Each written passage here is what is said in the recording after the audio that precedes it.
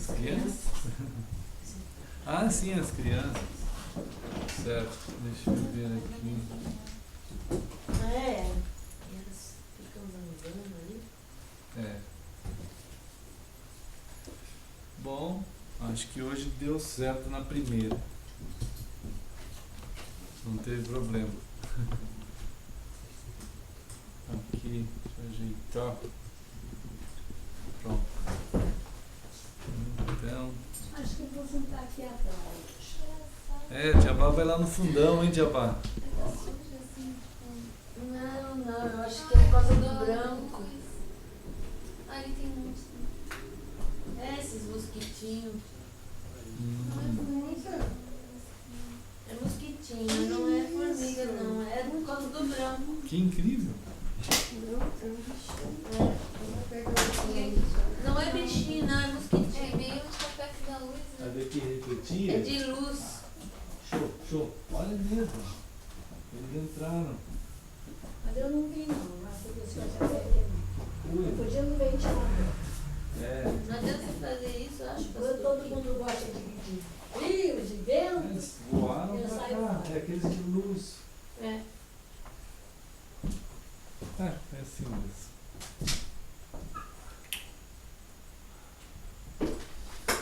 Pois é, estamos.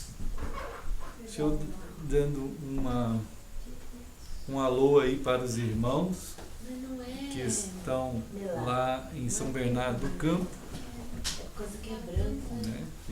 E o André, a Letícia. Eu acho que eles acabaram vendo o reflexo dessa luz aí, né? E ficaram assim com aquela hipnose dos bichinhos que ficam olhando a luz, né? A luz, e vai. Aí queima na luz, coitado. Relógio bonito, hein? É sim, Tia Bá. Bem legal, marca a temperatura. É Vem bom. de onde? Esse daí, nossa, não sei de onde que ele vem. Lembra de onde vem esse relógio aí? A gente comprou. acho que sim, faz tempo. Comprou. Mas eu acho que veio daqui mesmo, Tia Bá, de algum lugar aqui de Floripa. Tá cheio desses dias que tinha. Ah, Quem então. trouxe? Nós compramos. Comprou? Acho que foi aqui em Floripa.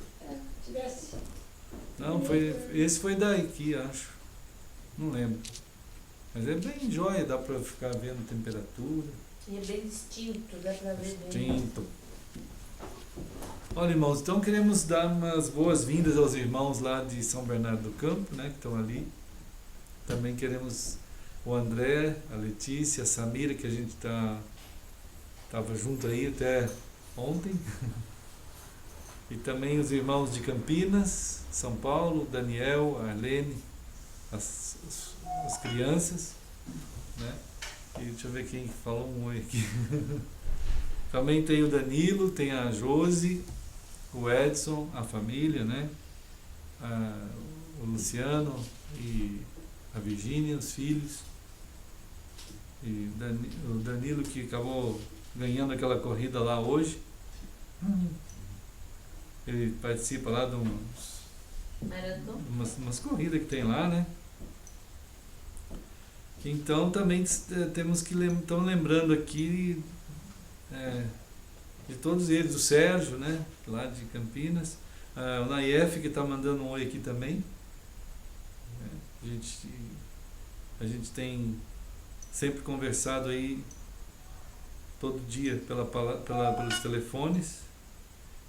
E então assim, a Pri, o Cris, que estão por aí, hoje eles estão lá em Tubarão, né? A irmã Ada, lá de Nova York, e os irmãos lá da Alemanha, né? A Catiane e Daniel, Samuel? Essa. Uhum. Quando que eles saíram? Acho que deve vir quando? Acho que em Já fica um outubro. ano, né? Acho que é outubro, Tia Bá. Tá perto. Então, para chegar. Olha, irmãos, quando a gente está lá, a gente saúda os irmãos que estão aqui. E quando a gente está aqui, a gente saúda os irmãos que estão lá, né? E Deus tem dado a bênção da gente estar crescendo, né, em Cristo, da gente estar sendo chamados. A gente está sendo chamados, irmãos, é um chamado. Não tem outro jeito, irmãos. Não dá para a gente dizer assim, eu vou para a igreja. Não existe, pode existir no meio humano, né? Tem gente até que fala, a igreja é um lugar legal, é bom, é tudo isso, né? A igreja tem gente educada. Até um tempo atrás era assim mesmo. A igreja tem pessoas idôneas. Eu lembro que tinha um empresário, muitos anos atrás, ele ligava lá em casa e falava assim, ele não era cristão. Ele falava assim, pastor, eu estou ligando aí para ver se tem pessoas que querem trabalhar aqui, porque os crentes são pessoas de confiança. Nunca mais ele ligou depois de uns tempos para cá, né? Porque começou a cair essa regra, Esse preconceito. essa grande, né, distinção. O passado era aí, era assim. Era assim. Uma pessoa que fosse evangélica, ele era respeitado e Com grande olhava honra, com né? bons olhos, né? Agora está tudo diferente. Tudo diferente. Realmente é uma situação de sintoma, isso é um sintoma, né, que deveria fazer com que vamos dizer assim, os especialistas do meio evangélico, vamos chamar de especialistas, os pastores, por exemplo, ou os teólogos, eles deveriam procurar entender o que significa isso, né? Tem uns que fazem isso, mas se formos ver, a maior parte dos teólogos e dos pastores, eles não se importam com isso.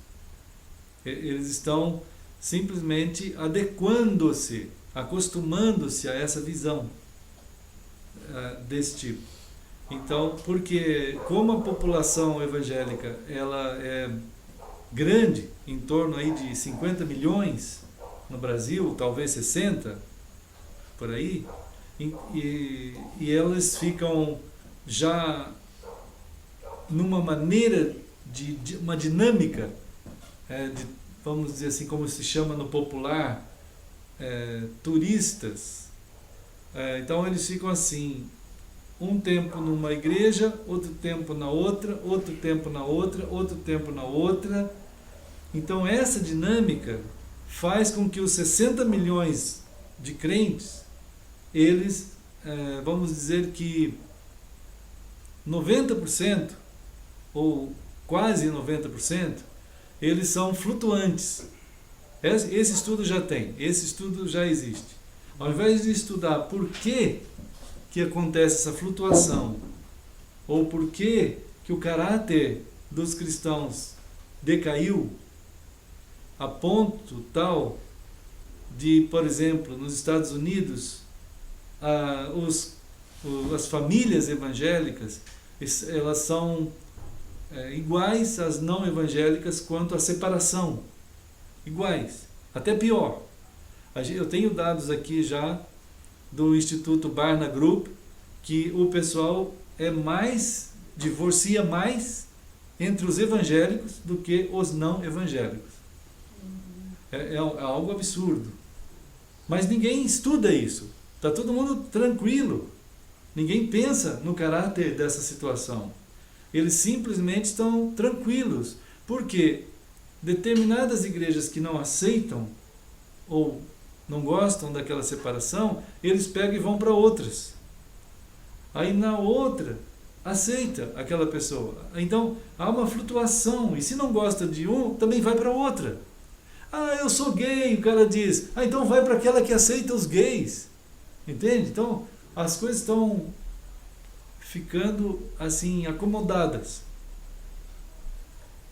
Então essas coisas todas, né, deveriam ser alvo no Brasil também de pensadores assim cristãos, pastores pelo menos, entender por que o caráter cristão ele está numa situação assim degenerada mesmo, né? Ninguém tem noção do que significa a moral elevada da palavra de Deus. A moral, a ética, o resultado, né, dessa moral O resultado na vida da pessoa, que é uma vida de elevada moral e ética, resulta de quê? O que resultou isso? O que faz com que alguém tenha uma alta ética, uma alta moral? O que faz? É ir para a igreja. Não é. Não é ir para a igreja. Né? Qual é o fundamento? Né? O que faz uma pessoa ter uma condição tal que o padrão que possa ser qualquer um não afeta a pessoa? O que faz isso? Né? Será que é ir para uma igreja ou ir para uma denominação? Não é. Né? Então, infelizmente, a maneira do cristianismo se portar na sociedade, ele não responde a isso. Ele acomoda-se. Né? E os pastores não se preocupam porque, por exemplo, a igreja dele, vamos chamar assim, tem, como lá, estava conversando com uma pessoa ontem, a igreja dele lá em Campinas, São Paulo, tem 3.000 membros. Né? 3.000 membros é uma quantidade grande de pessoas, só que é flutuante. Sempre tem uma turma saindo, uma turma entrando. Não tem problema. Pode sair 300, ou 300 vão entrar. Pode sair 100. Tanto faz se sair 100, vai entrar mais 100. Até é bom que saia, porque senão não cabe. Né? Então tem que ter um ladrão. Sabe, a caixa d'água tem um ladrão, né? Então tem um ladrão de crentes. Quando atinge um certo número, os crentes vazam. Aí fica os crentes vazando. É isso que ele falou? Não, eu estou falando. Essa análise agora é minha. Né? Mas na realidade é isso que está acontecendo. Né? E eles não se preocupam. Porque aquela quantidade, vamos dizer assim, aí se faz um estudo, olha só, irmãos, fizeram um estudo outro dia numa dessas igrejas aí, para projetar trabalhos até o ano de 2040. Está tudo organizadinho assim, ó, cronogramas. Planejamento estratégico, coisa de empresa. Exatamente, é um planejamento estratégico, de longo prazo, de médio prazo, MBA. Agora que com Cristo não tem nada disso, né, pastora? Não. A relação de Deus é muito mais profunda e ampla. Amém, amém. Né? Essa foi uma palavra bendita. Eu acho que assim, cada um cresce de forma distinta e relevante, né? E real. Amém. E sutil, porque não se vê, né? Não se vê. Mas acontece uma influência. Agora, aqui em Efésios 3, que a gente tem tentado, né, ser formado nessa sutileza santa que a irmã Heloísa falou, né? Efésios 3, queridos irmãos de todos os lugares, que pudemos alguns abraçar esses dias, e nós aqui, mas Efésios 3:10 diz assim, 3:11. Olha só, o Senhor está dizendo que há um eterno propósito. Né? Não é projeção de 40 anos que está aqui, irmãos. 2040, 20 anos. Alguém poderia falar assim, puxa vida, nós conseguimos fazer um planejamento para 20 anos. Irmãos, eu digo assim, à luz de Efésios 3:11, como que alguém pode ter a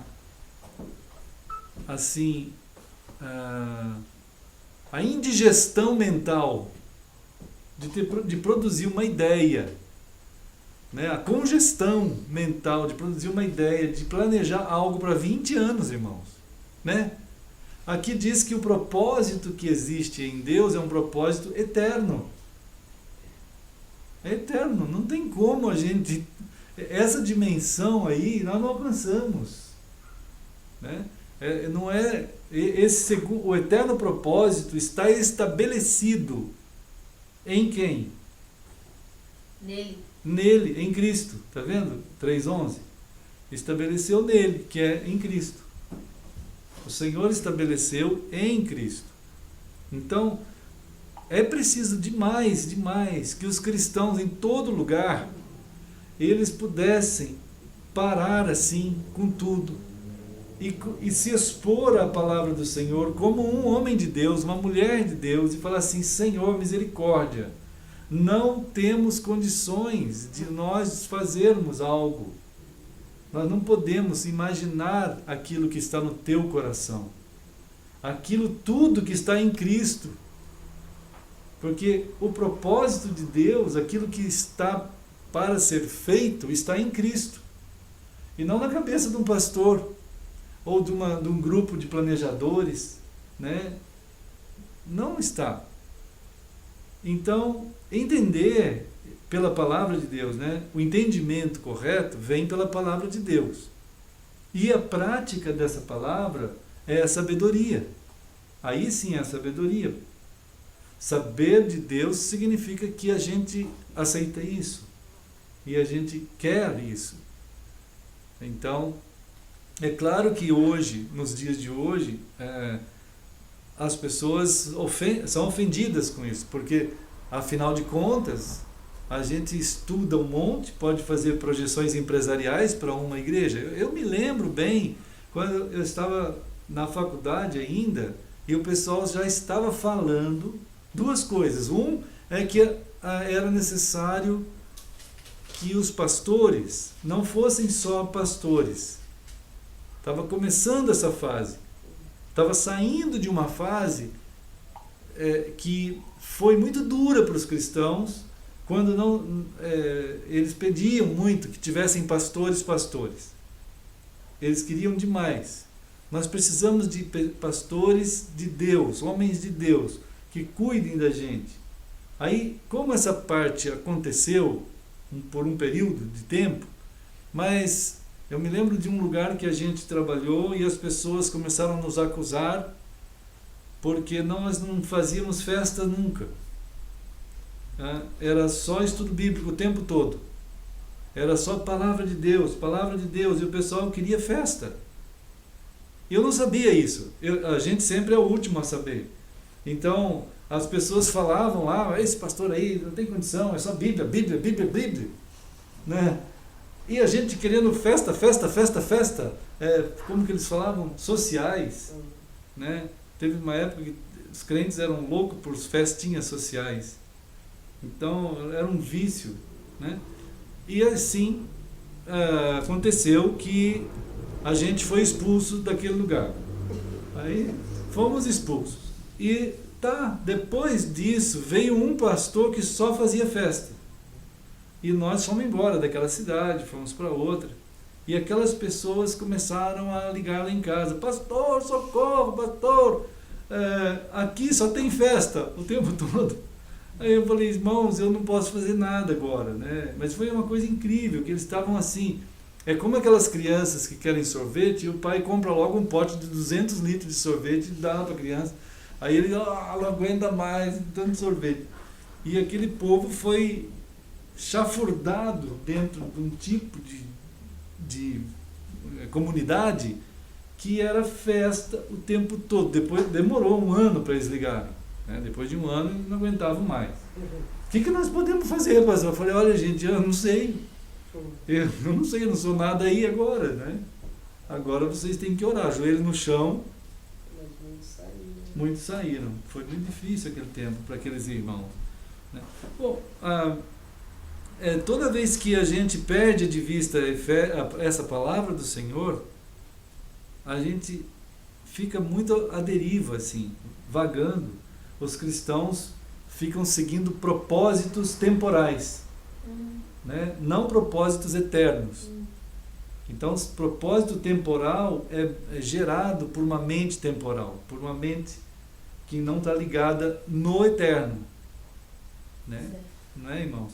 Então, essa condição aqui que está acontecendo hoje em dia demais, né?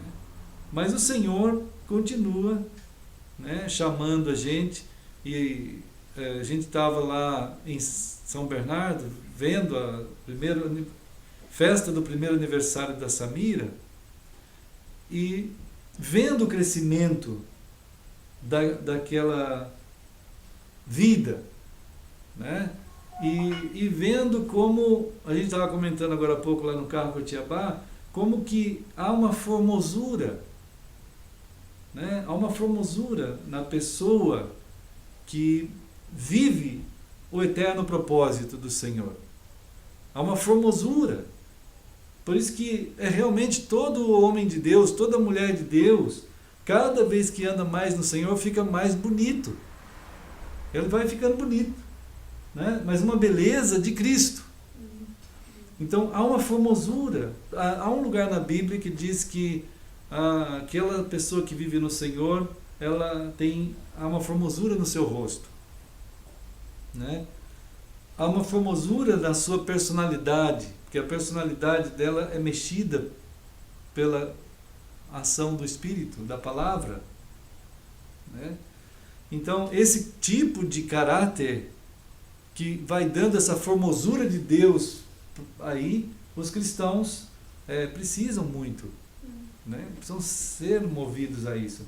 É claro que Deus, então, em João capítulo 1, a gente tem pensado muito em João 1 esses tempinhos, também em Gênesis 1, né?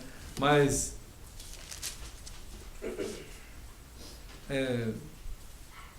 há uma confusão, né? Às vezes a pessoa confunde.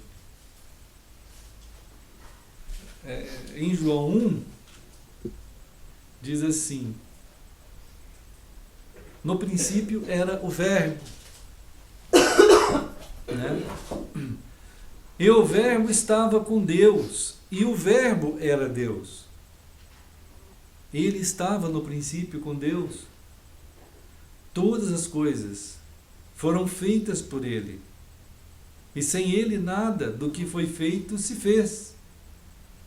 A vida estava nele, e a vida era a luz dos homens. Olha só. Então, outro dia um cientista disse assim: infelizmente a gente estuda a vida, ele não é cristão, não sei se ele é cristão, mas ele está falando em nome da ciência. Ele disse assim: infelizmente, perguntaram para ele assim, o que é a vida? Ele disse assim: infelizmente a gente estuda a vida por aquilo que a tem. E a gente define a vida por aquilo que a tem. Então, nós não conhecemos a vida. Nós estamos estudando objetos que têm vida. Que têm a vida. E aí definimos a vida biológica, a biologia, a mineral, né, vegetal, essas coisas. Mas a vida, ele disse, é muito mais do que isso. E, então perguntaram, o que é a vida? Ele falou, não sei. Eu não sei, eu não posso definir isso. Ele não sabe. É que ele ainda não tinha lido João 1. Né? Mas quando lê João 1, a maioria do pessoal não aceita como definição de vida. Né? Eles não aceitam. Cabe a nós testificarmos que é assim mesmo. Essa é a definição mesmo de vida. Né? Deus está tentando mostrar para nós que há uma origem correta de todas as coisas, irmãos. Há uma origem correta para tudo que existe. Há uma origem. E essa origem de todas as coisas, antes de tudo isso, está a vida. Né? E a vida é antes de todas as coisas. E está em alguém, que é o próprio Criador. Né? Deus está tentando contar para nós algo que, como a gente estava comentando ontem no aniversário da Samira, na hora da mensagem, assim, estava dizendo algo que a gente já falou aqui, e também os irmãos em alguns lugares, mas a gente estava tentando dizer assim, quando a Samira chegou na Terra, quando ela nasceu, aos poucos ela vai percebendo que ela chegou num ambiente que já estava ali antes dela, né? Antes dela já estava lá. Ela talvez com o tempo, e eu espero que sim, ela vai perceber que antes dela chegar, ela já era amada. Ela já era amada. Por quê? Porque os pais dela se amam. Ela vai ver isso, mas ela vai saber isso. E ela vai olhar e vai ver um quartinho. Já pensou que beleza? Você nasceu. E aí você olha e vê um quarto. Aí você vai falar assim, se a Samira pudesse conversar, ela podia falar assim, ô pai, ô mãe, esse quarto aqui já estava aqui antes de mim. Que quarto é esse? Aí os pais vão falar assim, olha filha, esse quarto é para você. Antes de mim, pai e mãe, antes de você. A gente já estava pensando em você. Mas antes de vocês construir o quarto, eu estava construída onde? Eu estava construída, você estava construída no nosso coração. A gente te amou antes de você existir. Sem você existir, a gente te amou. Né? Ela vai perceber que havia um tipo de vida ali naquele lugar, que o pai e a mãe eram um. Eles tinham um amor tão grande, o pai e a mãe, tão grande que eles eram um, eles se amaram sempre. E de tanto amor, eles formaram um lar. Esse lar é formado nesse amor. Né? Então, ela começa a perceber que antes dela estar ali, havia um lugar formado na base do amor. Não é assim? Por isso que é muito importante, assim, quando a gente vive e entende a nossa origem, porque também em Gênesis 1, irmão, em Gênesis 1, né, 26, isso tudo é o segredo revelado com muito amor, a história contada, a fala do Criador, né, tentando nos mostrar a verdade verdadeira. Né? Gênesis 1, 26, ele diz assim, bom, Gênesis 1 inteiro, ele tá fazendo todo o mundo para depois colocar o homem lá. Não é? O homem foi colocado no mundo depois de tudo, o homem e a mulher. Dá para perceber a comparação correta aí? Igual a família e o nascimento de uma criança, dá para perceber, né? Quer dizer, tudo foi feito. Então, todas as coisas foram feitas não simplesmente matematicamente para funcionar. Por que que você compra um berço? Ah, um berço. Tem que medir o berço. Ele tem 1 metro por 50 centímetros, por mais 50.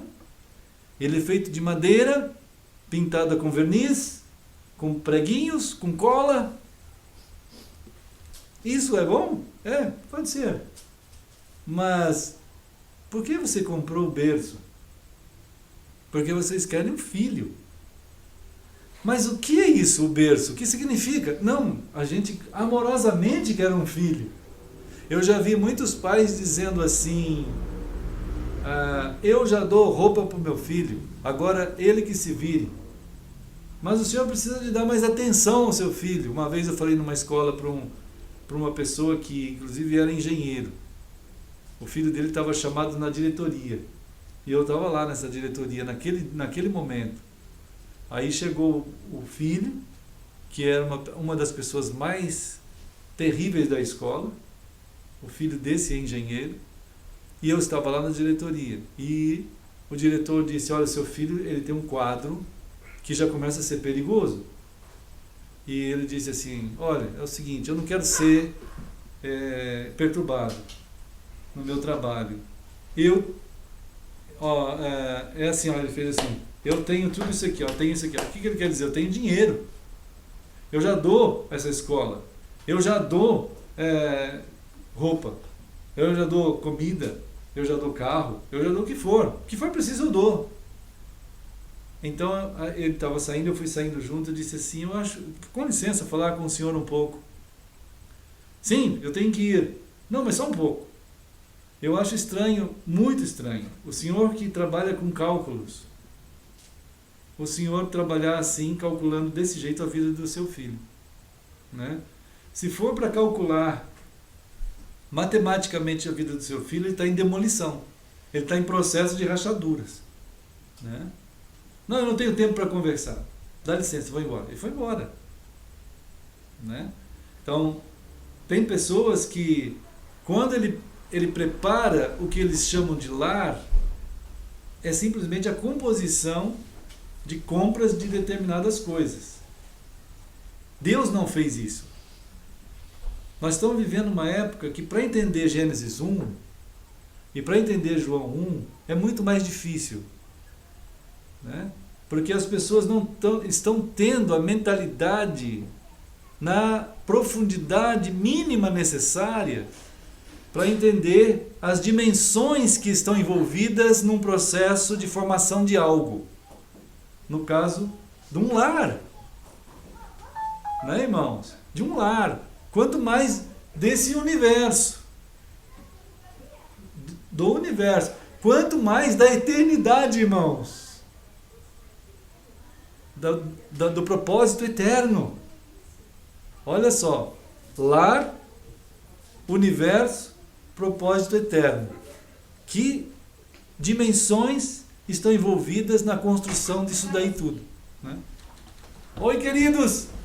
Pedro! Que maravilha, Pedro! Hoje você trouxe esses super-heróis. Muito bem, Pedro. Homem-Aranha e outro Homem-Aranha. É isso? Um preto e um vermelho. É isso mesmo. Esther, tudo bem, Esther? Tudo bem. Irmã Patrícia, irmã Sinésia e irmão Jair. Já falo mais rápido porque já não são crianças.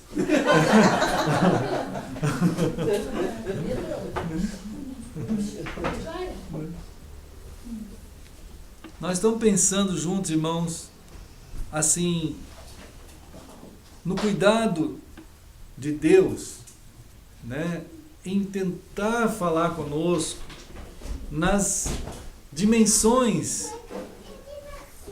dele, por exemplo.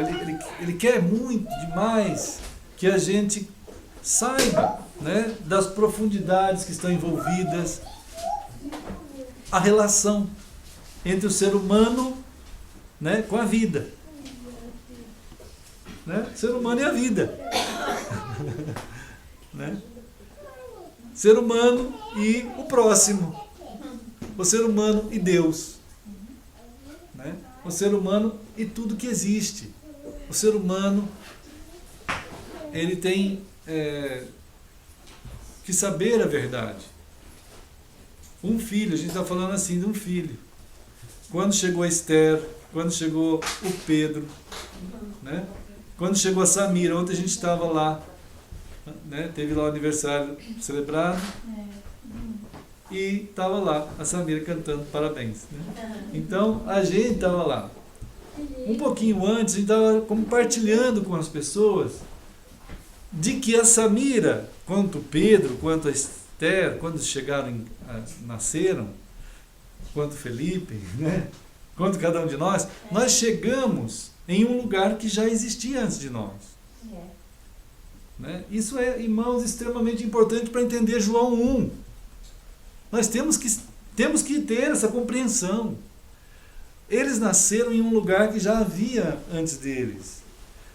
E também Gênesis 1. Senão não vão entender. Né? Quer dizer, nossos filhos, se eles começarem, quando eles vão crescendo, vai chegar uma hora que eles vão fazer aquele pensamento assim, olha, eu olho ali, eu vejo um quartinho. Outro dia o Pedro foi mostrar pra gente o quarto dele. Né? Foi, eu vi o quarto do Pedro, achei legal. Aquela cama com aquela teia de Homem-Aranha, né? Então, eu vi.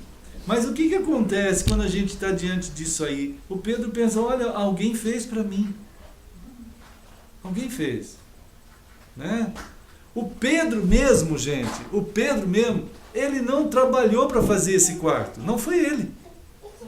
Ele chegou e já estava lá. Né? A responsabilidade de fazer aquele quarto inteiro do jeito que está lá, de quem que foi? Ele poderia pensar algum dia, e deveria pensar. Ele deve ser estimulado a perceber, meu filho, está vendo esse quarto? Você, antes de você, havia esse quarto.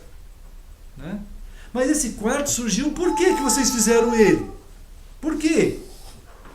Eu já existia? Não. Onde que eu existia? No coração. A gente te amava. Sem saber de você. Quem exatamente tu eras. Mas a gente já te amava. Né? Então, Deus, quando fez o universo inteiro, irmãos, Ele está lá antes de nós. Mas antes do próprio universo, está o próprio Deus. É o que está acontecendo em João 1. Antes do princípio, estava o próprio Deus, o Criador. Isso é extremamente importante e relevante para a gente entender a nossa história de gente. A nossa localização dentro da realidade existencial. Né? E quando você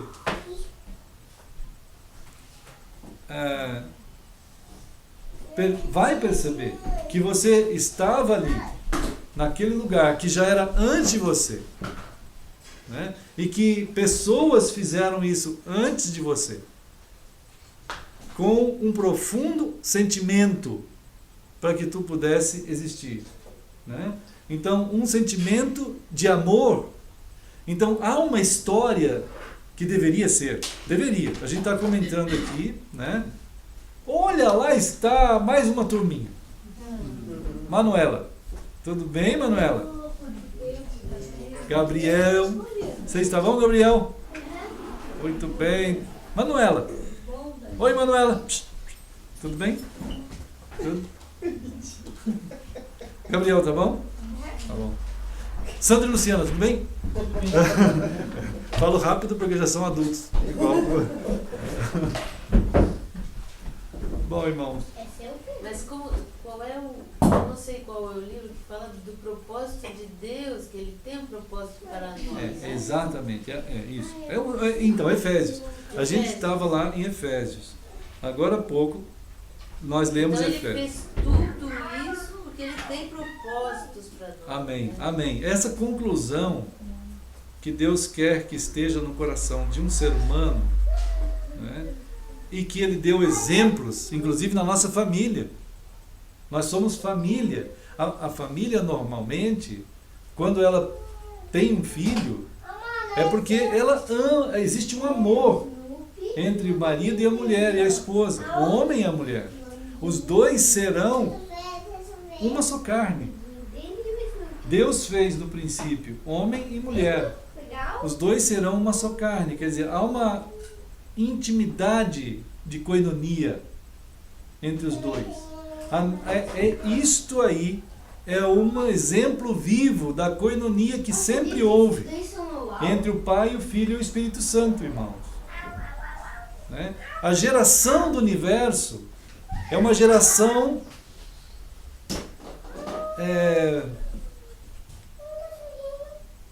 irmãos, é assim, ó, quando você tem um profundo amor,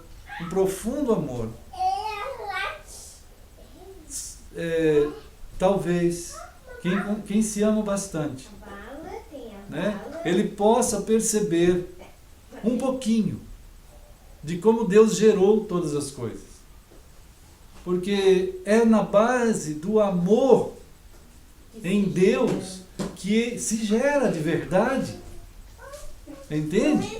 Não tem outra força que moveu Deus a mexer com tudo que há, a não ser por amor.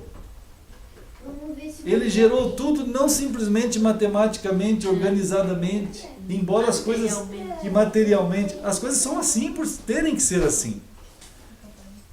Né? Você não pode simplesmente falar assim, família, a casa já está pronta, agora entrem aí e morem. Isso é um absurdo. Vocês vão se casar? Vão. Tem que ter casa, tem que ter comida e roupa lavada. Já pensou isso, irmãos? Isso é um absurdo. Marido, tem que trazer comida para casa. Tem marido que fala isso hoje em dia. Ele diz assim, eu já trago comida para dentro de casa, agora o resto acabou. Isso é um absurdo. Nem animal faz uma coisa dessa. Né? Por que o ser humano chegou a essa dimensão de raciocínio? Né? Ele não vai conseguir, irmãos, entender nada da realidade. Ele tá amputado na sua parte maior da dignidade, que é ser gente. Né? É claro que tem pessoas assim, mas ainda tem pessoas que se amam. E aqueles que se amam, que ousam amar ainda, e que, primeiro, para você amar verdadeiramente, você precisa amar a Deus. Senão não vai dar, irmãos. Quando a gente ama a Deus verdadeiramente, Ele faz com que tudo aquilo que seja feio, tudo aquilo que seja errado, ruim, espinhoso, danoso, tudo aquilo que faça parecer bonito, mas não é, seja limpo do teu coração. E agora você vai ver com amor. E você vai olhar para a tua esposa e você vai falar assim, essa é verdadeiramente o amor da minha vida. Esses filhos eu amo. Esse marido é o amor da minha vida. Porque Deus faz isso. Deus faz isso. Há um amor tão grande em Deus que Ele gerou o universo. Nós não podemos querer outra coisa a não ser amar como Deus amou. Amar como Cristo amou. O amar em Deus não é aquela coisa piegas de você ficar tendo um sentimento emocionalista. Não é isso. O amar é a purificação de todas as coisas. O amar em Cristo é a purificação de todas as coisas. Quando tu amas de verdade Cristo de todo o teu coração, você não vai ser enganado por mais nada, porque não cabe em ti. Não cabe. O contrário do amor. O amor é tão expansivo que ele gerou o universo. O amor é tão expansivo que ele gerou uma cruz que dá a redenção do universo inteiro, irmãos, da nossa vida.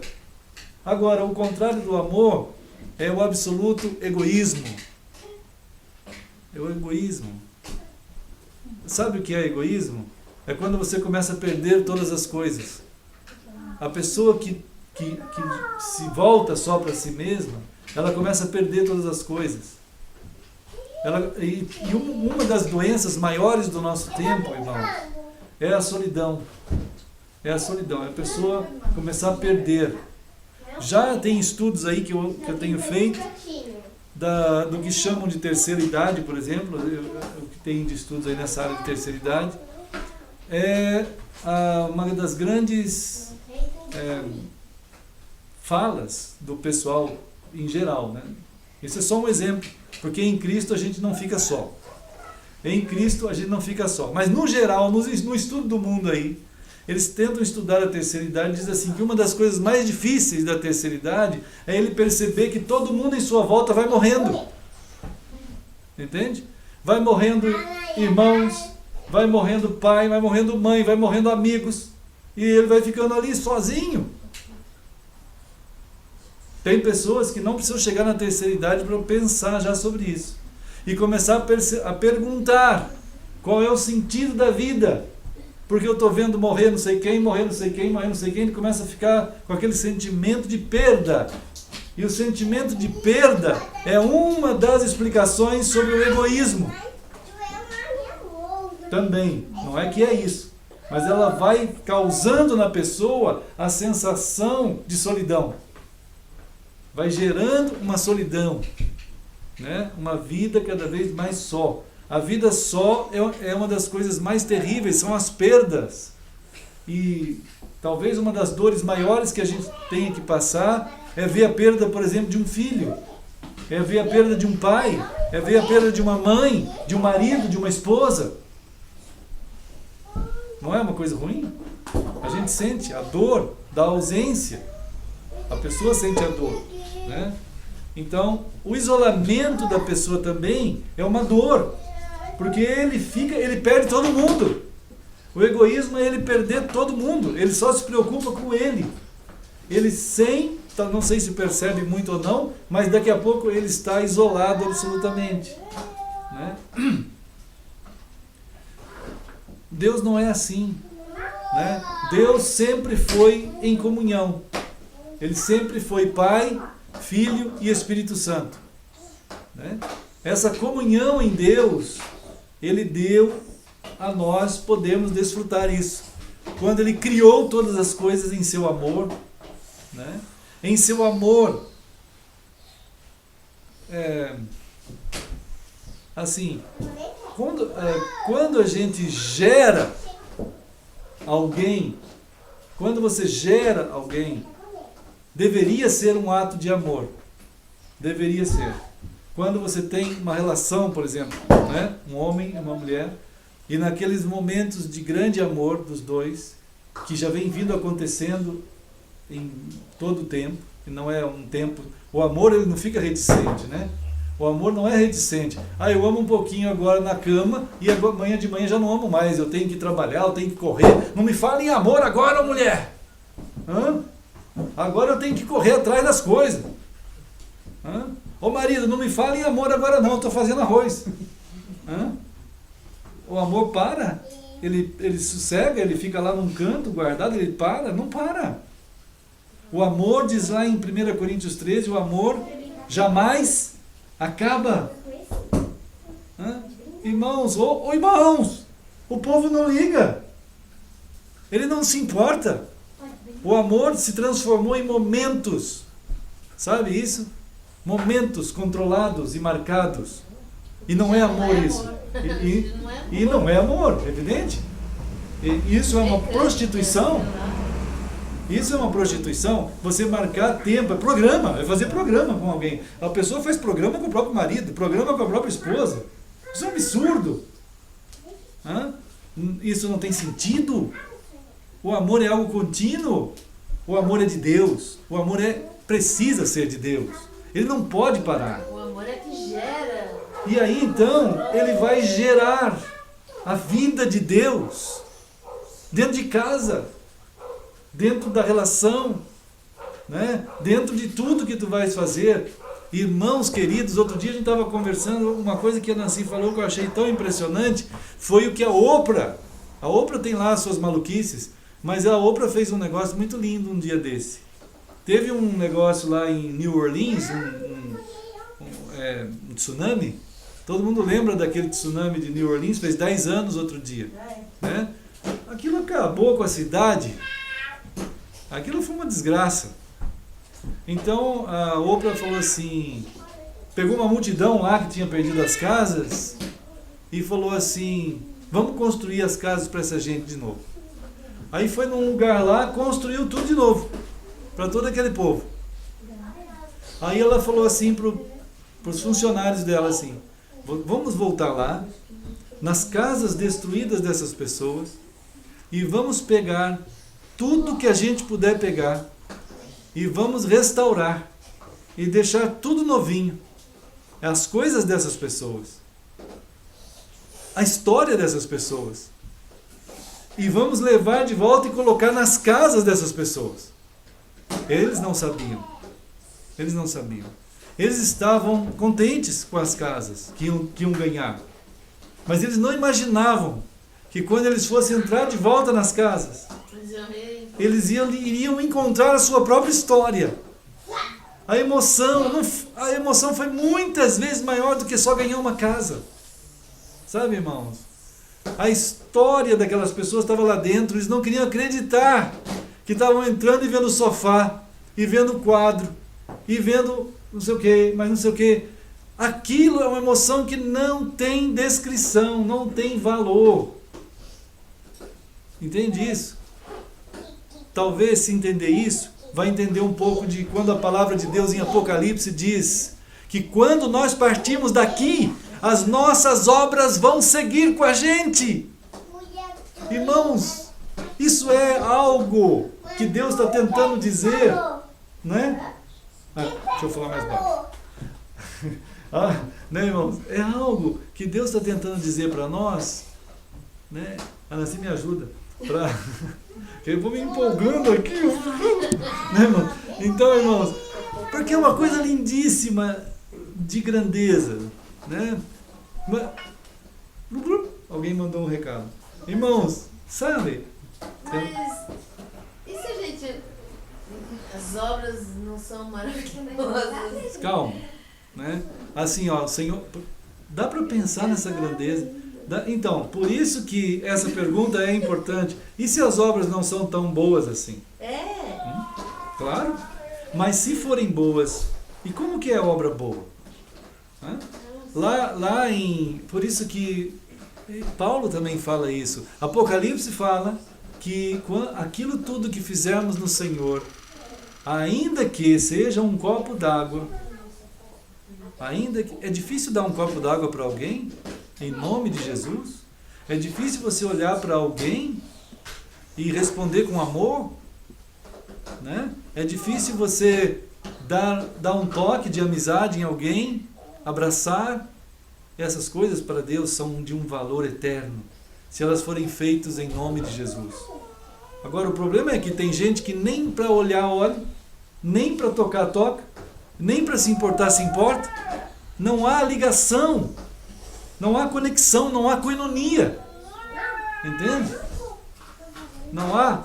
Então o Senhor está tentando chamar a nossa atenção das relevâncias, dos propósitos eternos que nós fazemos parte, ou na verdade, quando nasce teu filho, irmãos, uma das coisas que acontece quando o berço está pronto, né? A casa pronta, não dependeu dele aquilo, não foi ele que fez, mas ele está sendo chamado a viver ali, ele está sendo convidado a viver ali, ele está sendo convidado a desfrutar daquele lar que você fez. Deus está fazendo a mesma coisa com a gente. Há uma história de amor antes do princípio das coisas. Isso está escrito em João 1. Em Gênesis está dizendo do princípio das coisas. As coisas então foram feitas. Mas, como a gente tem falado, a Bíblia não é para ser lida cronologicamente. Não é assim, né? Deus revela as suas grandezas como um todo. E cabe a gente colher isso e dizer o amém com a nossa vida. Então seu filho olha para aquele quarto, o Pedro com alegria. Ele falou, vem ver o quarto. Pedro, o quarto dele. Ou às vezes o Gabriel já levou eu lá para ver o quarto dele também. Eu vi o quarto do Gabriel um dia, né, Gabriel? Você me mostrou uma vez, mas faz tempo eu vi, né? Aquelas coisas. Então, o Gabriel chegou lá naquele quarto, estava lá o quarto, né? Qual é a responsabilidade do Gabriel? Quer dizer, quem fez aquilo foi os pais dele, né? Mas ele, amorosamente, está sendo convidado a viver ali. Agora, ai do Gabriel se ele não perceber o amor naquilo ali.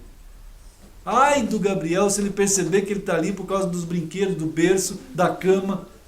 Você está aí por causa de ter uma cama, aí deita aí e dorme. Já pensou que terrível? Agora, se ele perceber que há amor no coração dos pais e entre os pais.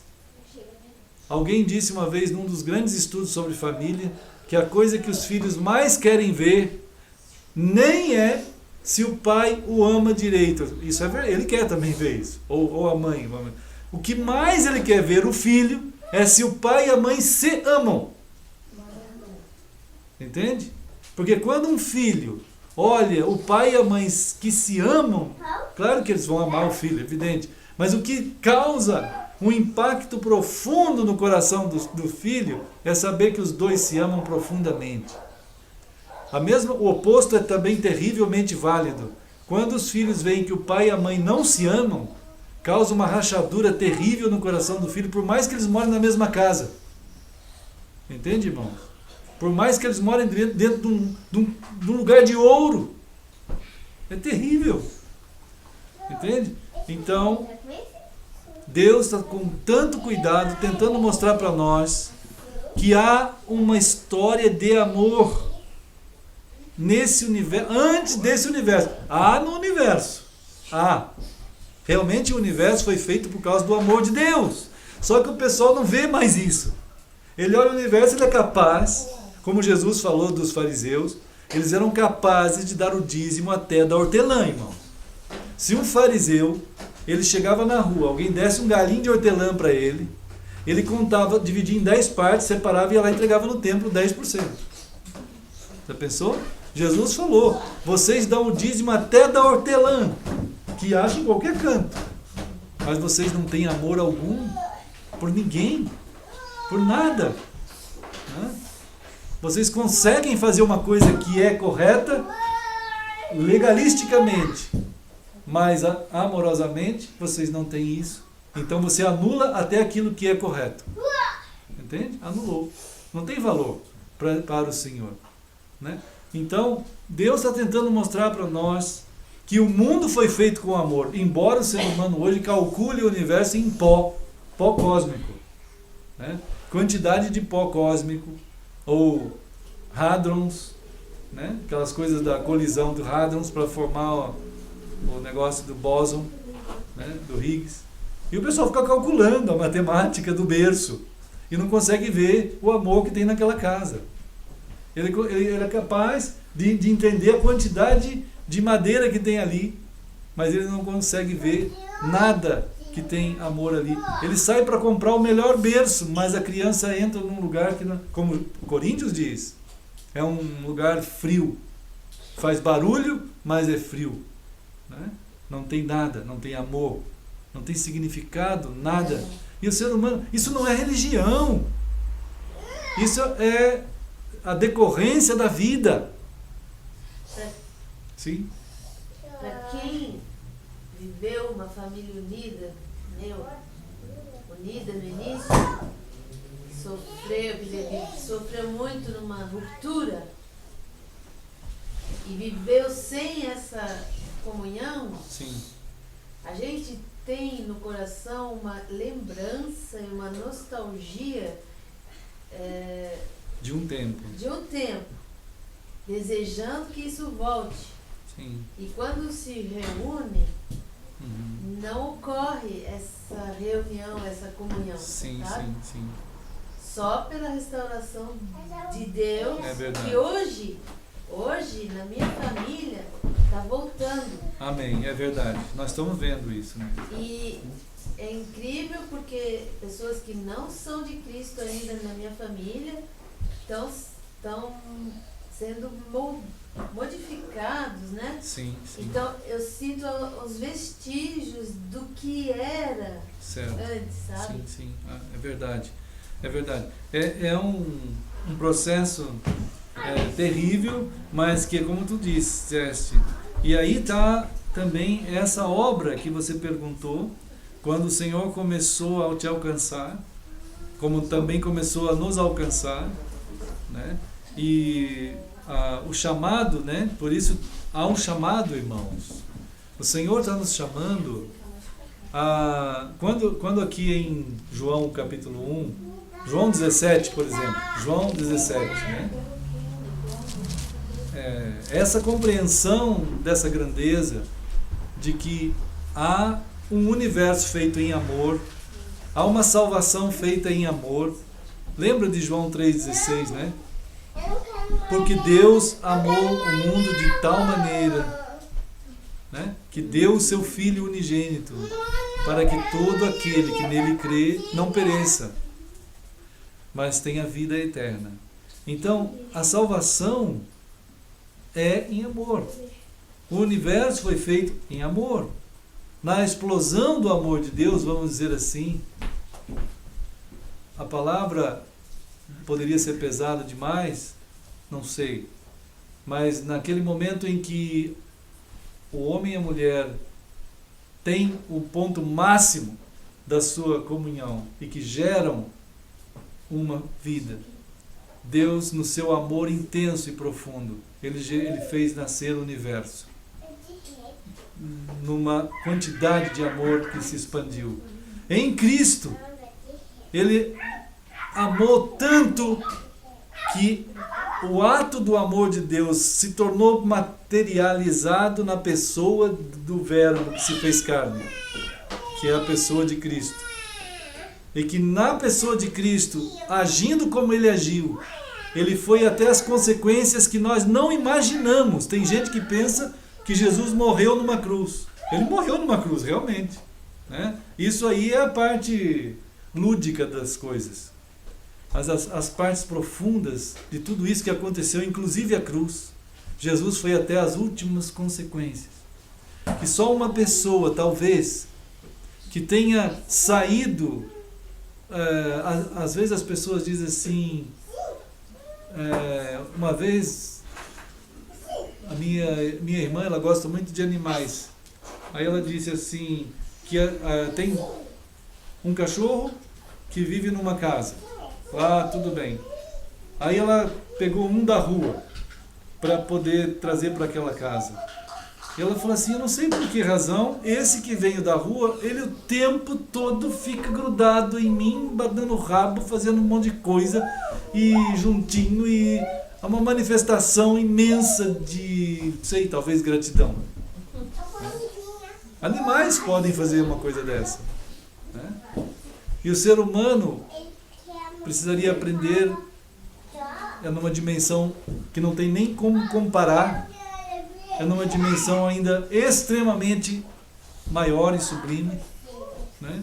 De perceber o que Deus fez por ele lá naquela cruz, lá nos atos da encarnação de Cristo, da obra da cruz, da vida do Senhor, da morte, da ressurreição, o amor que foi expandido em Cristo para mostrar para nós e chamar a gente para saber de uma história de amor que está sendo contada desde a eternidade, irmãos.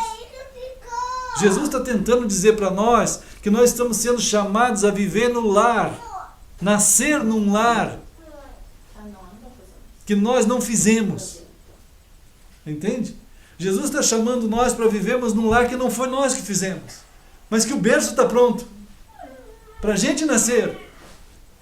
A vida está pronta, que é Ele que dá, para a gente viver, né? Essa vida é antes da vida que foi feita. Está escrito isso em João 1.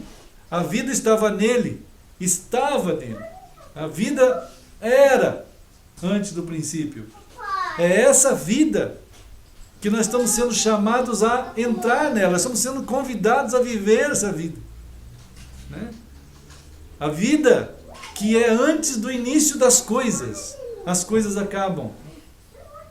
Essa matéria passa, né? Às vezes as pessoas têm mania de contar a vida, né? Contar os dias.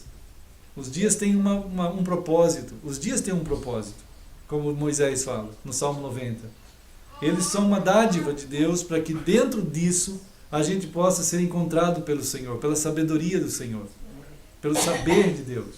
E ao sermos encontrados pelo saber de Deus, viver esse saber, fazer a gente nascer nessa vida que é antes da vida e que não acaba. Deus quer nos dar uma vida que não acabe. E essa compreensão tomou conta dos primeiros discípulos. Tomou conta. Então, eles estavam num desfrute dessa vida, compreendendo que eles tinham entrado em algo que era muito maior do que eles, que era muito antes do que tudo, como Jesus disse para os judeus, né? Quando os judeus disseram assim,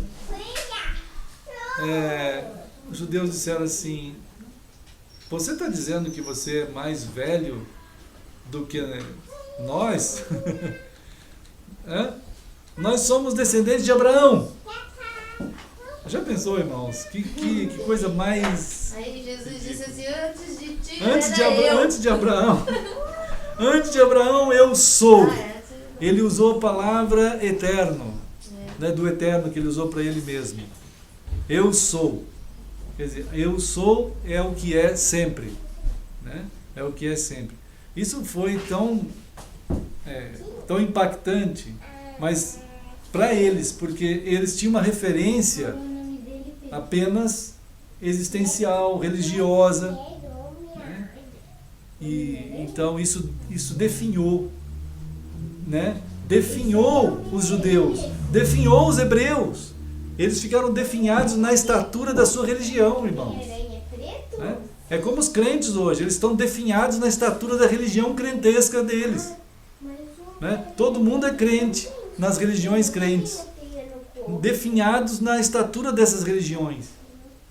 Se a gente chegar para as pessoas crentes e para os cristãos, eu vou às vezes nas livrarias evangélicas, fico 2 horas lá falando, às vezes 3, compartilhando, debatendo e dizendo para essas pessoas, olha aqui esse monte de livros que vocês têm aqui. Já falei para os irmãos isso e eu fui outro dia de novo.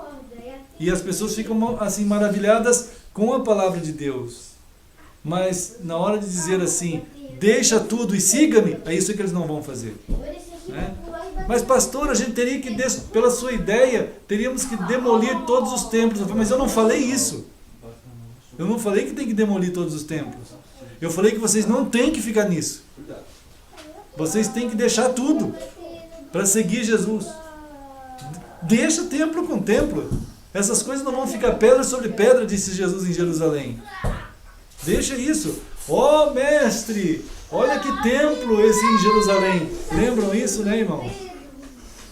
Hoje é assim. Outro dia alguém me chamou numa dessas PIBs da vida e me disse assim, olha, pastor Ever, essa PIB, o que é isso PIB? Vou vomitar, vomitei. Não, irmãos, o que é isso PIB?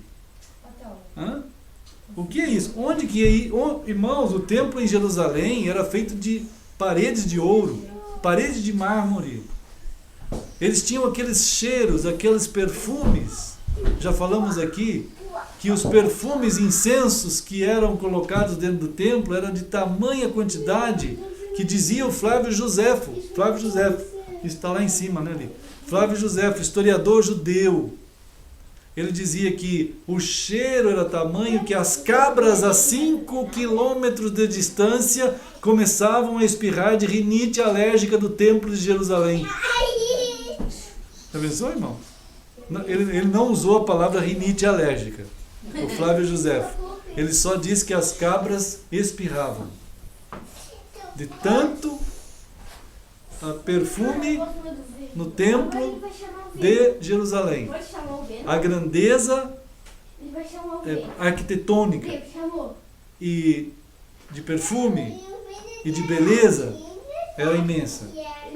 Aí os discípulos de Jesus disseram assim, tu não está nem olhando para isso? Aí Jesus disse para eles, vamos embora daqui rápido.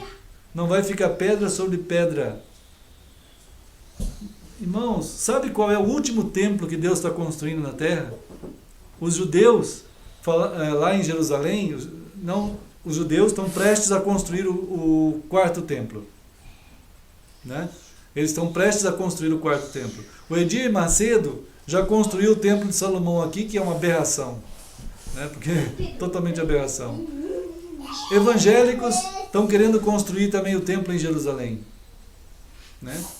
Mas sabe qual é o último templo? É nós. Somos nós. Paulo diz assim, vós sois o santuário de Deus. Pedro fala, vós sois as pedras desse santuário, as pedras vivas. Vós. Né? Outro dia eu perguntei para os irmãos assim, onde que não conseguiram entender? Onde que está a frase? Qual é a parte da frase? Vós sois o santuário do Senhor. Qual é a parte dessa frase que as pessoas não entenderam? Que significa nós. Nós. Vós sois o santuário. Não sei, irmãos. Eu não tenho mais o que explicar, né? Mas o Senhor, Ele está construindo a gente, né? Ele está chamando a gente para viver, experienciar esse amor, né? Esse amor que é antes de todas as coisas, né? Que é antes de tudo. É um chamado, né? É um chamado. Em João 17, vamos ver João 17.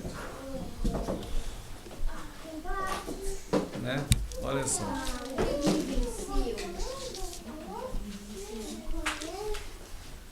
Oi.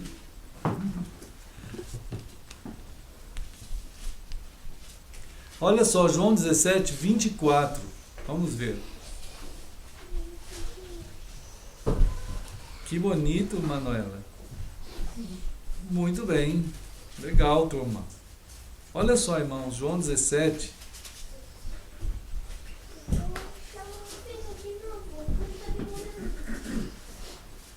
Olha, dá para perceber aqui no versículo 24 a dimensão dessa história de Deus? Olha só a dimensão disso. Jesus está dizendo assim, ó, Pai, a minha vontade é que onde eu estou, estejam também comigo os que me deste, para que vejam a minha glória que me conferiste, porque me amaste antes da fundação do mundo. Olha o lugar, irmão. Olha o lugar que nós estamos sendo chamados a viver, né? A dimensão das coisas. Nós somos chamados a... Jesus está orando para que nós possamos compreender isso. Que nós estamos sendo chamados a uma realidade que é antes e acima de todas as coisas. Ela é primeira, né? Ela é a primazia sobre tudo. E essa é a nossa realidade, né? Deus nos fez a sua imagem e semelhança para Ele mesmo, por meio dele, né? E para Ele. Deus, com tanto cuidado, né, está tentando dizer que há uma vida, né, há uma vida que está nele, há uma vida que está em Cristo. Então todos os cristãos, todos nós, né, somos chamados a pensar sobre isso, querer viver essa relação, né? Então, a irmã estava dizendo sobre a sua família, né, que teve uma situação difícil, mas o Senhor começou a resgatar. Mas como que foi isso? Isso não é por acaso. Não acontece isso por acaso. Nós precisamos querer muito, experienciar, viver essa vida do Senhor. Querer muito, cada dia no nosso coração. Senhor, então, eu entendo que Tu estás revelando a nós que há um chamado Teu para que a gente esteja contigo, né? Que a gente viva a vida que Tu tens para nós. E quando isso começa a tomar o nosso coração, né? Então, estava compartilhando lá com os irmãos ontem, no aniversário da Samira, né? Falei, gente, há uma vontade que eu creio que os pais têm, assim, de chegar para o Pedro, para o Gabriel, para a Manuela e falar a verdade para eles, né? Qual pai aqui que quer contar para os seus filhos a mentira dia a dia? Alguém? Nenhum de nós, né? Vocês não querem dizer assim, meu filho, tá vendo essa colher aqui? Tem açúcar, pode comer, vai ver pimenta. Você não faz uma coisa dessa, né? É só um exemplo, mas a gente quer contar a verdade para eles, em tudo, não é mesmo, irmãos? A gente quer isso, a gente quer contar a verdade. Nossos filhos esperam a verdade. Acho que nós todos esperamos a verdade. Quando a gente sai à rua e vê uma placa que diz assim, para a direita, normalmente as pessoas acreditam, né? Normalmente as pessoas confiam que aquela placa é a verdade. É o tempo todo o ser humano quer ser informado da verdade. Então nós precisamos da verdade o tempo todo, o tempo inteiro. Cada vez que a gente se depara com uma informação que não é a verdade, ela é ruim, mas não é só ruim, ela tem consequências também, não é? A mentira tem consequências. Qualquer coisa que não seja dentro da verdade e do amor, ela tem consequências. Efésios fala que a verdade e o amor andam juntos. Né? Não tem como separar, é algo junto, é algo comum. Verdade em amor, amor em verdade. Não tem como separar isso. Né? Tem gente que fala, eu falei uma mentira porque eu amo. Como assim? Isso é um absurdo. Né, irmãos? Não pode. Mas eu falo a verdade, doa quem doer. Também não é assim. Né? A gente tem a verdade em amor. O amor não é piegas. O amor, ele é compartilhado, a verdade, com um sentimento profundo de compaixão, de cuidado. Né? Jesus, quando compartilhou a verdade de Deus, trazendo o perdão de Deus foi dado ao ser humano. Mas ele foi dado na cruz. Quando eu já vi pessoas dizendo assim, é coisa muito difícil perdoar. O tema do perdão de Deus, irmãos, ele não é nosso. O perdão não é nosso. Quando nós somos chamados a perdoar, nós perdoamos como tu nos tem perdoado. Não é assim que Jesus ensinou? Né? Perdoa como nós temos perdoado. Quer dizer, como tu nos perdoaste, nós perdoamos. Como é que Deus nos perdoa? Ele nos perdoa em Cristo. Nós devemos perdoar em Cristo também. O perdão está em Cristo. Entende? Não é um poder nosso. A graça do perdão, ela não foi dada a nós, ela está lá na cruz. Então, quando nós perdoamos alguém, é em Cristo. A pessoa precisa saber que aquele dano que foi feito, o dano que foi feito a nós, ele não é algo de graça, que se banaliza e poderia dizer assim, eu perdoo. Eu perdoo. Mas como eu perdoo? Você não é Cristo. Qualquer uma ofensa, ela foi feita a ti, mas foi feita primeiro a Deus. E o ato da pena sobre esse pecado, esse mal, foi sobre Cristo. Então não tem nenhum mal que não tenha feito primeiro mal a Cristo, ao Senhor. O perdão não está competindo, não é competência minha. O perdão é competência da cruz. E eu perdoo em nome de Jesus a alguém. Não é em meu nome. Quando a palavra diz que nós devemos perdoar, é em Cristo. Nós devemos amar, é em Cristo também. Viver é em Cristo. Né?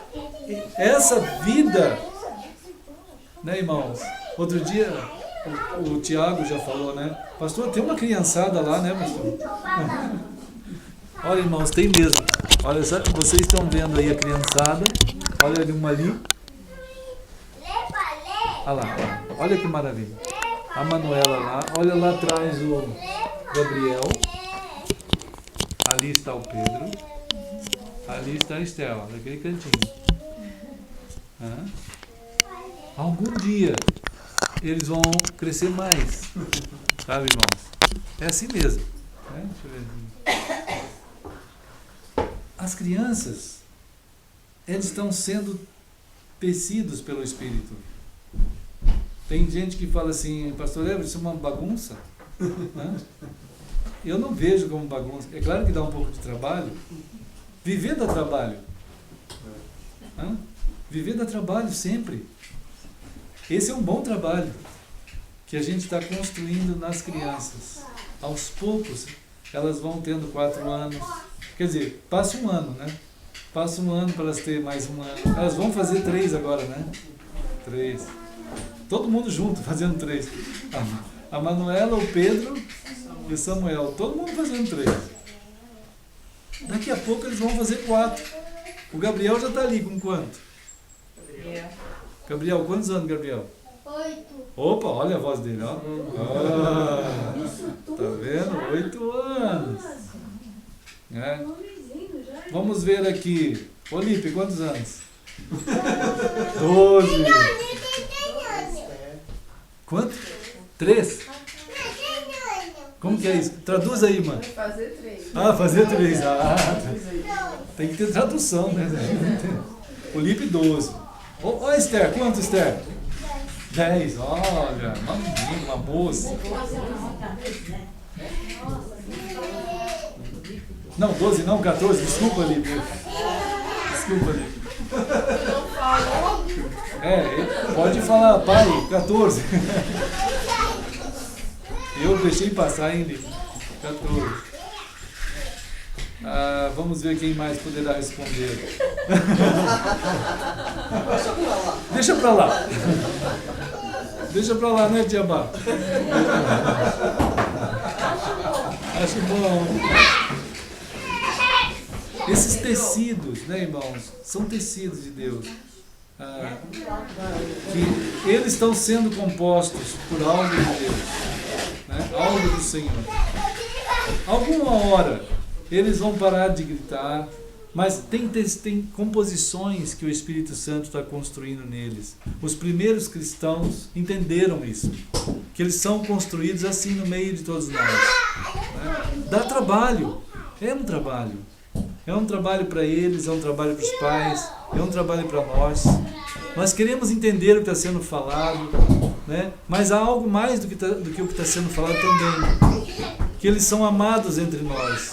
São amados. Né? Nós também os amamos, mas o Senhor também está mostrando a nós um valor familiar. Né? Quando o Senhor começar a chamar a gente para andar com Ele, Ele também tem paciência conosco. Porque cada um de nós tem uns jeitos muito esquisitos perante o Senhor. Sabe? Lá perante o trono de Deus, às vezes alguns de nós talvez está agindo igual isso. Essas coisas. Mas o Senhor, calma. Os anjos estão, calma, não escutamos nada. Mas o Senhor, calma. Eles estão sendo construídos.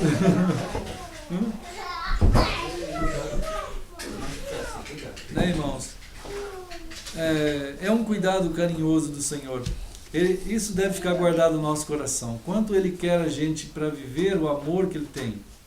Viver a vida que Ele tem para nós. Que essa vida aqui, ela vai passando, irmãos. Ela daqui a pouco tem 80, tem 30, tem 90. Isso não é a vida. Isso não é a vida. O Senhor quer dizer para nós, não tenham medo disso. Não tenham medo de nada do que possa passar perto de vocês. Não se assustem. Né? Muitas coisas podem assustar a gente, mas Jesus disse assim, não se assustem. Eu quero muito passar para vocês, ainda que o coração de vocês não consiga ver muito. Mas eu quero que vocês saibam que há algo mais que isso. Eu não sei quantos aqui, a irmã falou de um tempo. Lembra de um tempo, né? Que vocês tinham uma harmonia. Não sei quantos aqui podem lembrar, por exemplo, eu me lembro de um tempo que a gente viajava de trem, lá de Campinas até Poços de Caldas. Era um trem antigo e que levava 6 horas para ir ou mais, não sei.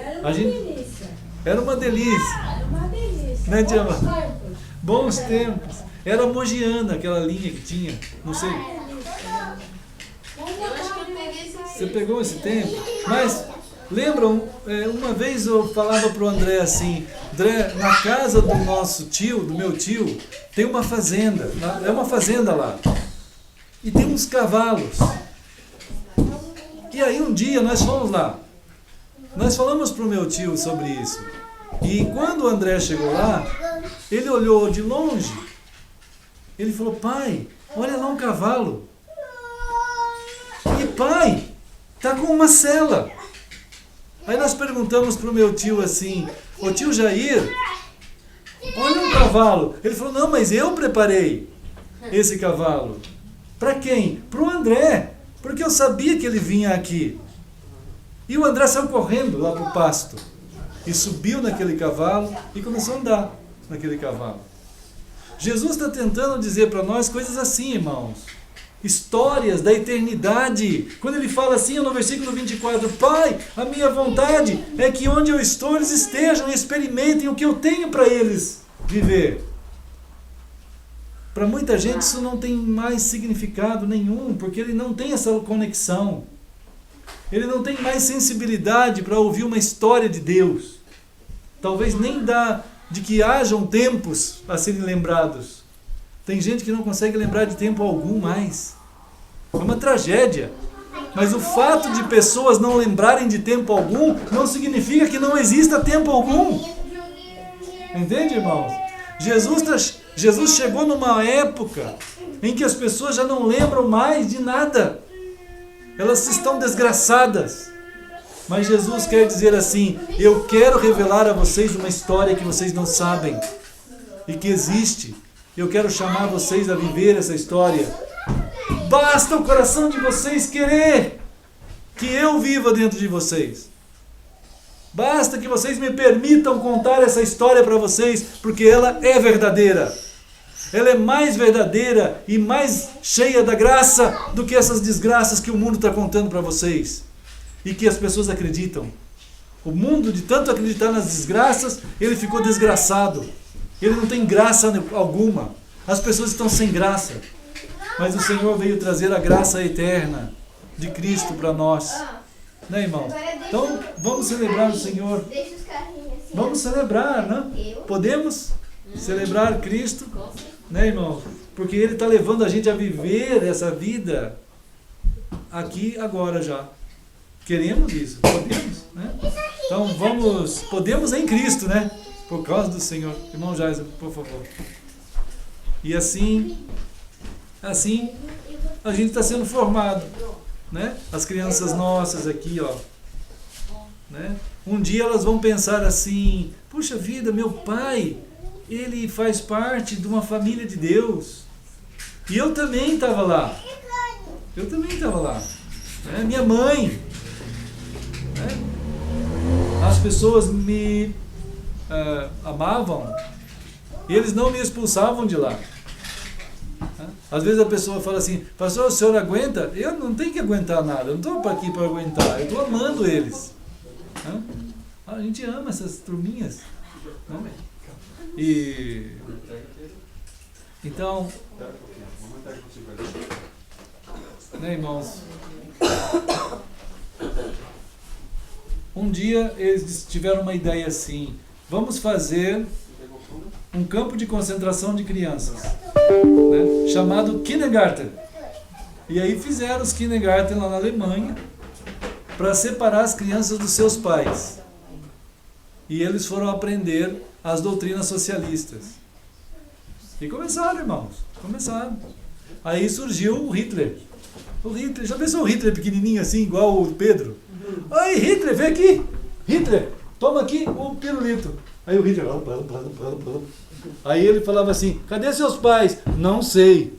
Me jogaram aqui no Kindergarten. Aí ele começava a ficar assim com aquele ódio. Hitler, cadê o Karl Marx? Karl Marx está morrendo ali, ó, debaixo da mesa. Cadê o Lenin? Olha o Lenin lá pulando, sozinho. Né? Olha lá ele jogando pedra na cabeça do Stalin. Aí o Stalin ficou com tanta raiva, queria matar todas as crianças. Aí ele falou assim, quando eu crescer eu vou matar todo mundo. E ele começou a matar mesmo. Entende? Aí surgiu esses caras. Aí surgiu um outro cara que estava aqui pelo Ocidente. Ele falava assim, eu não sabia. Eu quero falar para o papai que eu estava muito bravo com aquele loleco. Eu mandei uma pessoa dar uma facada no moleque. Irmãos, isso é um absurdo. Né? Já pensou numa coisa dessa? Esses caras, amigo do Fidel Paredón Castro. Fuzila! Fidel Paredón Castro. Sabe por que ele chamava Paredón? Porque ele punha todo mundo no paredão e pá! Mandava o Che Guevara matar todo mundo. Che Guevara era o grande admirador de Fidel. Né? Aí ele gostava de matar pessoas. Era a coisa que ele mais queria fazer, era matar gente. E tem pessoas que põem a camisa do Che Guevara, que era um assassino terrível, né? E o pessoal, que maravilha esse Che! Né, irmão? Então, isso é um absurdo. Aí vamos levar isso para... Vamos transformar a América Latina em uma Rússia, antiga União Soviética. Vamos chamar de pátria grande. Né?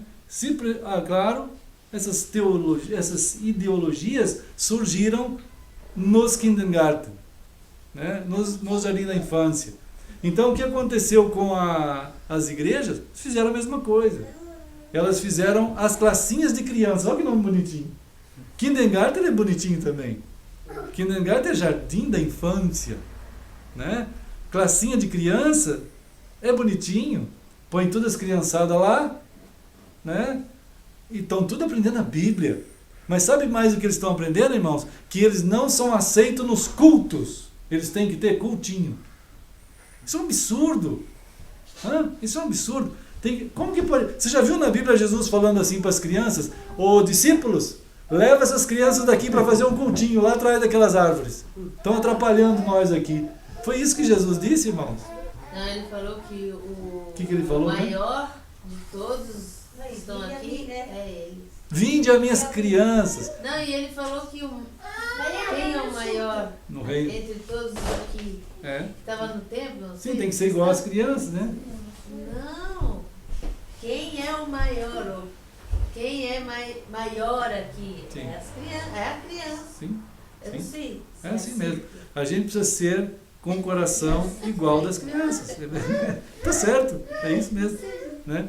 É isso mesmo. Então, essa questão da formação de uma pessoa, irmãos, é claro que Satanás atravessa, e ele formou os grandes monstros do século XX, do século XXI, tanto a nível... Olha só, por que surgem uns caras como o Baba do Miro, quer dizer, Valdomiro? Por que surgiam uns caras como esse Edir? Por que surgiam uns caras como R.R. Soares, esses caras malucos? Né? Por que surgem esses homens assim? Na área teológica, na área política? Né? São pessoas que são deformados pelas ideologias sociais e teológicas. Né? As teologias de hoje, que não têm profundidade em Cristo, dessa grandeza que o Senhor está chamando, vão fazer surgir monstros maiores e mais terríveis ainda. Jesus disse isso. Se a luz que há em ti são trevas, né, quão grandes trevas elas serão. Então a gente está aí diante de situações terríveis sociais que o Brasil está assim. O que será que vai acontecer? Tem pessoas com medo, sei lá o quê, né? Mas e nós, no meio disso tudo? Jesus disse, olha gente, há uma vida que é maior que essa. Não temam, por mais que queiram ameaçar, falar, e vão fazer isso, vão fazer aquilo.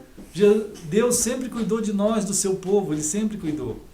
Sempre o povo dele passou pelo meio de tudo e vai passar. Até o fim, vai passar. Jesus disse, eu vou cuidar de vocês, vocês serão cuidados por mim. Né? O evangelho do reino será pregado, e aí então virá o fim. Até o último momento. Quem vai ser honrado na terra não é essas pessoas e esses malucos. É o povo de Deus por Deus. Né? Só que o povo de Deus mesmo é um povo pequeno. É um pequeno rebanho, é um restante. Somos os Cada um de nós.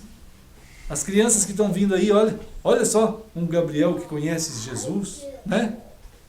Olha só, uma bênção. O Pedro que entregou a vida para Jesus outro dia.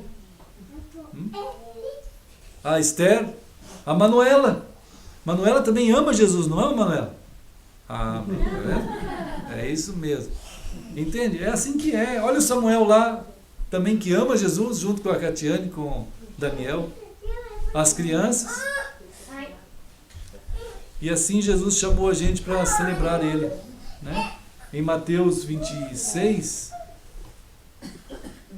Jesus falou assim para os seus discípulos. Ele pegou o pão e orou, né? Porque era Ele que estava sendo entregue.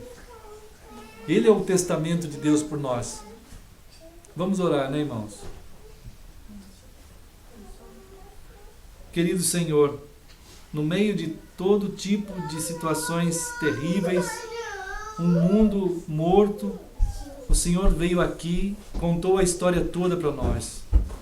O Senhor agindo no meio de toda a história, Senhor, com único propósito, de ser para nós a referência e a própria vida, Senhor.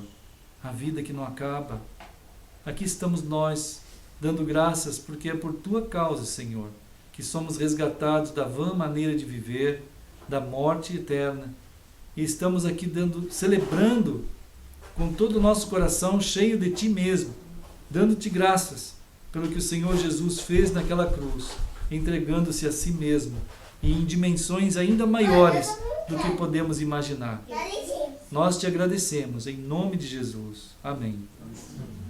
E assim, irmãos, diz o Senhor aqui para eles que Ele orou, entregou o pão a todos e disse: tomai, comei, isto é o meu corpo. E como o Senhor ensinou, vamos fazer.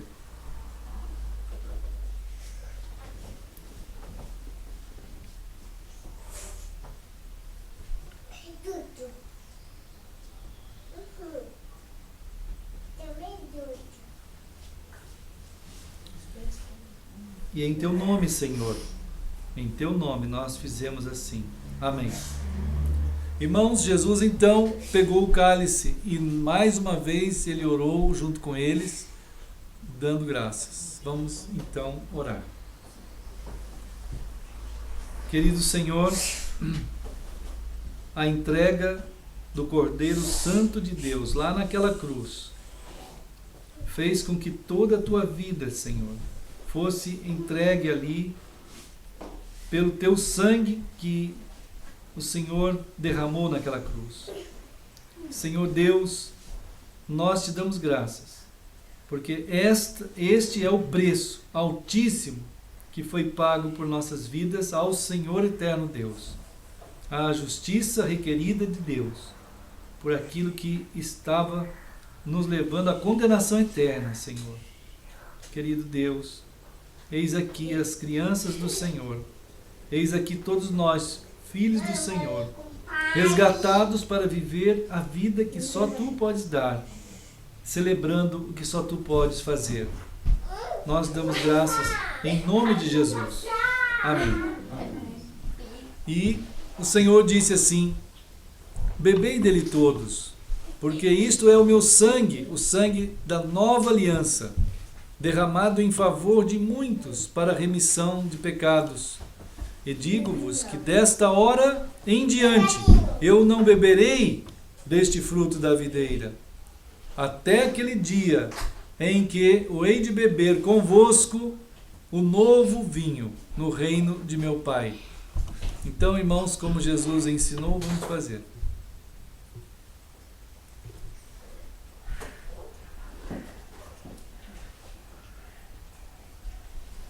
Senhor querido, Te louvamos, Te agradecemos, Senhor, porque no meio dos dias, desse tempo, do espaço e da história, no meio de toda a história, a Tua história continua sendo contada, Senhor. A história verdadeira. Te louvamos porque Tu honraste a nós para estarmos nesse período que o Senhor falou, deste dia até aquele dia. Nós estaríamos aqui, celebrando com nossas vidas o que o Senhor fez e contando a Tua história verdadeira, Senhor. Abençoa-nos, Senhor. E nós Te agradecemos, em nome do Senhor Jesus. Amém. Amém. Bom, irmãos, vamos seguindo no Senhor, né, irmãos? Pedro, obrigado. Vem cá, assim, obrigado, viu? Deixa eu ver aqui, o Pedro tá dando maior força ali, ó. Aê, muito bem. Ali, muito bem, obrigado. Ali está o Gabriel lá, todo mundo, lá está a Esther também, a Manuela ali no chão, o Lipe, todo mundo aí, mandando lembranças para os irmãos que estão longe, né, irmãos? Os irmãos todos que estão longe. E que assim a gente continue firmes até o dia do Senhor. Vamos ter ali uma continuação da coinonia. Deus guarde todos os amados. Em nome do Senhor Jesus, vamos seguir, né, irmãos? Qualquer uma oferta pode ser entregue ali. E lembranças a todos os amados que estão em toda parte, né? Vamos lá. Continuar em Cristo Jesus, Senhor. Deixa eu virar assim, só para todo mundo fazer um oi. Deus abençoe. Meu filho, Deus abençoe também.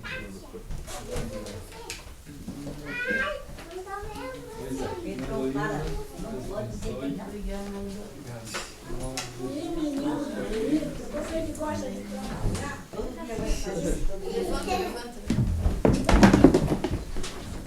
Aqui a turminha ali, deixa eu ver. Todo mundo lá. Davi, Deus abençoe.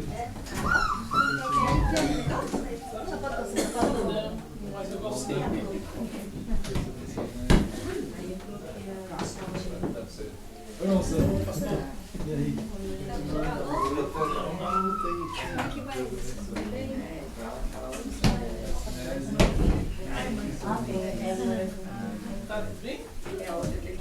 Irmão Jais, Deus te abençoe. Mas esse cabelo é preto, mas é ultimamente. Ela tá bonita disso. Você ganhou também o que é do Ultimate Spider-Man. Ei, Pedro, pois é, esse também foi legal. tinha um desse aqui buscar. Cadê? Não, nem esse. Ai, não ia até o campo. Manuela, oi, Bateu no ombro. Deus abençoe. Bonita. Ah, Deus abençoe. Viu? Você já aconteceu? Linda essa moça,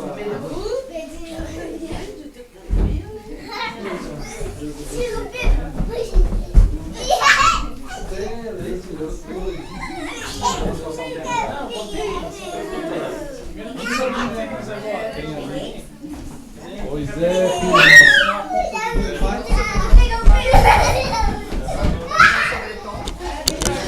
Ajeitar aqui, mudar pra cá de novo. Pra falar um tchau.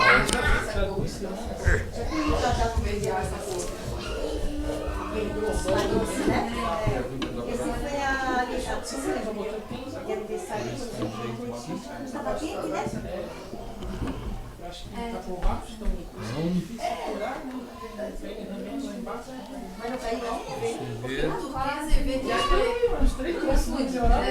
Tem hora que a gente fica na dúvida dos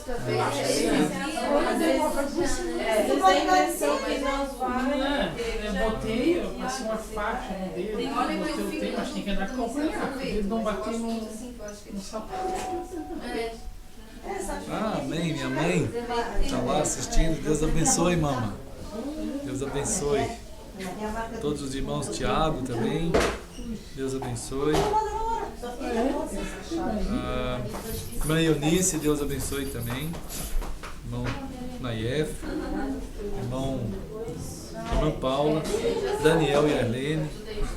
Luciano e Virgínia. Irmã Ada. Todos os preciosos irmãos lavados pelo sangue do Senhor Jesus. Deus guarde os irmãos que estão em toda parte. Aqui a nosso grupo, né, da Eclesia, aqui no WhatsApp, já está ficando internacional. Tem gente falando em português, tem gente falando em inglês, e tem gente falando em uma língua aqui que eu nem sei qual que é. E Deus abençoe aí. Deve ser uma língua da família da irmã Nice, daqueles lugares lá dos lados da antiga União Soviética.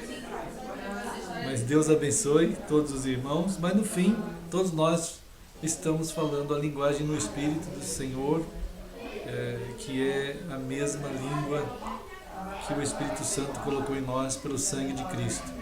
A gente tem no nosso coração uma vontade muito grande de estarmos seguindo no Senhor Jesus, né, irmãos? Deus guarde todos os amados essa semana, sejamos todos conduzidos em Cristo e sendo esses vasos colhidos pelo Senhor, feitos pelo Senhor em suas mãos eternas, e que a partir desse cuidado, modo tão particular de Deus em fazer a gente, essa vida que vem lá de antes dessa vida, essa vida da eternidade, na eternidade de Deus, né? Possamos ser essas referências que o Espírito Santo quer apresentar a gente a todos os lugares que a gente estiver, e sejamos essas vidas nas mãos do Senhor, vidas de sua vida. Então Deus abençoe, amados irmãos e queridos, saudades no terno amor de Cristo, meus filhos amados que estão também em São Bernardo, em Tubarão, e amados e santos irmãos, o último templo que o Senhor tem feito na terra. Vamos seguir a verdade em amor em Cristo Jesus, né, irmãos?